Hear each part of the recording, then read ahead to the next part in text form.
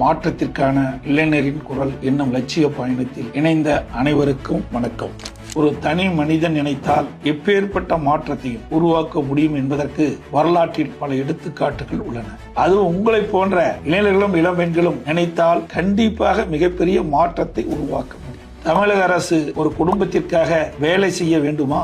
இல்லை, ஒவ்வொரு குடும்பத்திற்காகவும் வேலை செய்ய வேண்டுமா? தமிழகத்தில் இருக்கின்ற ஒவ்வொரு குடும்பத்திற்காகவும் வேலை செய்ய வேண்டும். ஆனால் இன்றைக்கு கருணாநிதி குடும்பம் என்கின்ற ஒரு குடும்பத்திற்காக மட்டும் வேலை செய்கிறது. குடும்ப அரசியலையும் தாண்டி சட்டம் ஒழுங்கு, பெண்களுக்கு பாதுகாப்பு இல்லாத நிலை, தினம் தினம் பாலியல் வன்கொடுமைகள், விலைவாசி உயர்வு, போதைப்பொருள் கலாச்சாரம், விசாரணை கைது மரணங்கள், வருடத்திற்கு 10 லட்சம் இளைஞர்களுக்கு வேலை வாய்ப்பு, நீட் தேர்வு ரத்து, கல்வி கடன் ரத்து என ஏமாற்றியது என்று பல பிரச்சனைகள் உள்ளன. இந்த பிரச்சனைகளிலிருந்து மக்களை காப்பாற்றி தமிழகத்தை மீட்டெடுத்து ஒரு மாற்றத்தை கொண்டு வருவது நம் ஒவ்வொருவரையும் கடமை. நானும் ஒரு இளைஞனாகத்தான் என்னுடைய மக்கள் பணியை துவக்கினேன். இன்றைக்கு உங்களை போன்ற மாற்றத்திற்கான இளைஞர்களோடு சேர்ந்து பயணிப்பது மிகுந்த மகிழ்ச்சி அளிக்கிறது. இந்த பயணத்தில் உங்களோடு நான் இருக்கின்றேன், என்னோடு நீங்கள் இருக்கின்றீர்கள். நீங்களும் நானும் சேர்ந்து உழைக்கும் போது 2026 ஆட்சி மாற்றம் வருவது உறுதி. நாளைய உலகம் இளைஞர்கள் கையில். மக்களை காப்போம், தமிழகத்தை மீட்போம். நன்றி,